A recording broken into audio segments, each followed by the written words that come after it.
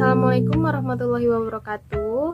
Kami dari kelompok 4 ingin mempresentasikan tentang materi pertemuan terakhir atau pertemuan ke-14.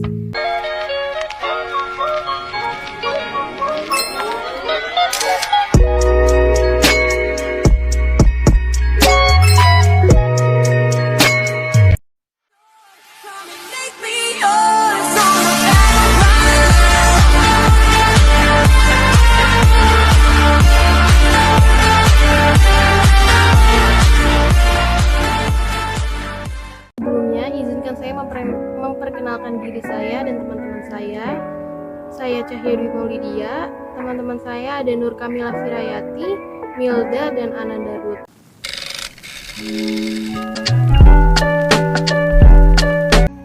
Baik, kita langsung masuk ke penjelasannya. Yang pertama ada audit sampling. Apa sih audit sampling? Audit sampling adalah pengujian audit yang dilakukan atas sampel dari populasi bukti audit. Selanjutnya ada alasan pengujian sampel. Ada 4 alasan, yaitu yang pertama ada karena keterbatasan waktu, tenaga, dan biaya yang dimiliki oleh auditor. Yang kedua ada karena hasil pengujian atas sampel tidak akan berbeda dengan pengujian atas populasi. Yang ketiga ada validitas pengujian berdasarkan sampel dapat diuji secara ilmiah dan bisa diterima secara umum. Yang terakhir atau yang keempat ada praktik pengujian sampel telah berlaku umum, dipraktikkan pada sebagian besar keputusan ekonomi bisnis, sosial, dan politik. Metode audit sampling dan penerapan pengujian sampel. Metode dibagi menjadi sampling non-statistika dan sampling statistika. Sampling non-statistika adalah sampling yang diterapkan dengan tanpa secara eksplisit menggunakan model-model statistika, melainkan hanya menggunakan kekuatan pertimbangan profesional auditor. Lalu sampling statistika adalah sampling yang diterapkan dengan menggunakan model dan parameter statistika pertimbangan profesional, tetapi dalam skala yang terbatas. Penerapan dibagi menjadi 2, yaitu pengujian sistem pengendalian intern dan pengujian substantif.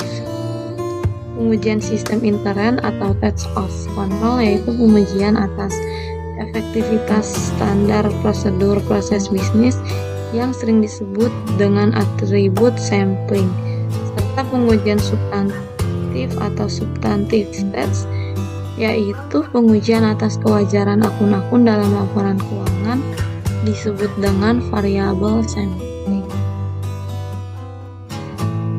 Adapun dasar pemilihan metode sampling yaitu pertimbangan biaya dan manfaat yang sering disebut dengan CBA atau cost benefit analysis, merupakan salah satu teknik penilaian risiko yang membantu penggunaannya untuk memilih atau memutuskan opsi perlakuan mana yang perlu diambil untuk suatu risiko.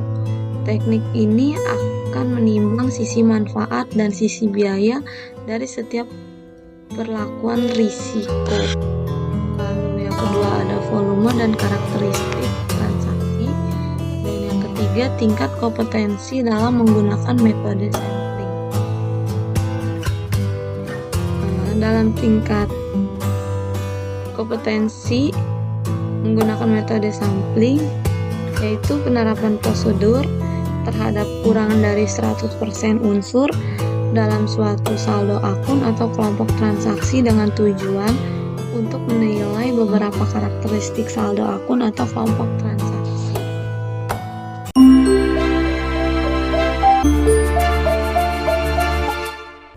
Risiko sampling timbul dari kemungkinan bahwa jika suatu pengujian atas pengendalian atau pengujian substantif terbatas pada sampel, kesimpulan auditor mungkin menjadi lain dari kesimpulan yang akan dicapainya jika cara pengujiannya bersama diterapkan terhadap semua unsur saldo, rekening, atau kelompok transaksi.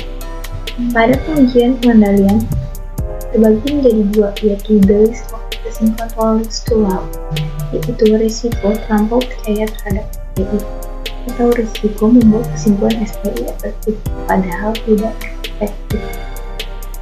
Sedangkan the risk of assessing control risk too high, yaitu sebaliknya, risiko terlampau tidak percaya terhadap SPI atau risiko membuat kesimpulan SPI tidak efektif padahal efektif. Pada pengujian substantif terbagi menjadi dua juga, yaitu risk of incorrect acceptance atau risiko menerima kesimpulan yang salah. Saldo rekening mengandung salah saji material. Disimpulkan tidak mengandung salah saji material. Sedangkan the risk of incorrect rejection, risiko menolak kesimpulan yang salah. Yang benar, saldo rekening tidak mengandung salah saji material.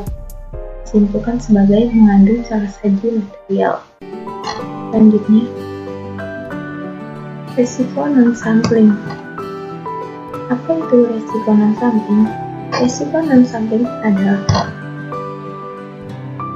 risiko dalam pengujian sampel yang tidak disebabkan oleh kesalahan dalam pengambilan sampel. Di dalam risiko non-sampling terdapat sumber risiko non-sampling, yaitu human mistakes, penerapan prosedur audit yang tidak sesuai dengan tujuan audit, kesalahan interpretasi hasil sampel, mengandalkan kepada informasi salah dari pihak lain.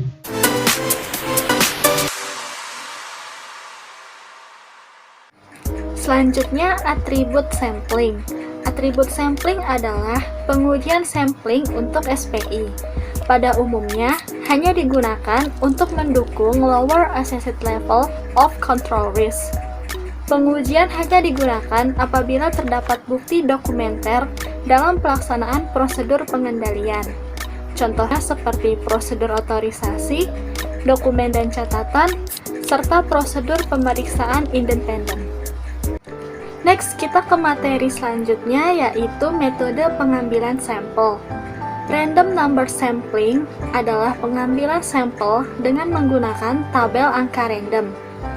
Pada metode ini, ada dua pengambilan sampel, yaitu dalam bentuk yang pertama sampling without replacement, merupakan angka yang sama tidak akan diganti dengan angka lain dalam tabel angka random. Lalu yang kedua yaitu adalah kebalikan dari bentuk yang pertama. Apabila bentuk yang pertama tidak akan diganti, maka yang kedua yaitu angka yang sama akan diganti dengan angka lain dalam tabel angka random, atau yang disebut dengan sampling with replacement. Lalu ada systematic sampling. Systematic sampling adalah pengambilan sampel secara sistematis dengan kelipatan atau interval angka tertentu. Misalnya kelipatan 10, 20, 30, dan seterusnya. Pertimbangan kualitatif dalam pengujian sampel. Penyimpangan harus dianalisis penyebabnya, termasuk pengaruhnya terhadap keadaan informasi yang berkaitan. Penyimpangan yang bersifat sistematik akan berpengaruh besar terhadap objek pemeriksaan. Oke, cukup sekian dulu pembahasan materi pertemuan ke-14 kali ini. Semoga apa yang saya sampaikan dan juga teman-teman saya sampaikan dapat bermanfaat untuk kalian semua. Sampai jumpa lagi di lain waktu, dan Assalamualaikum warahmatullahi wabarakatuh. Stay safe and stay healthy.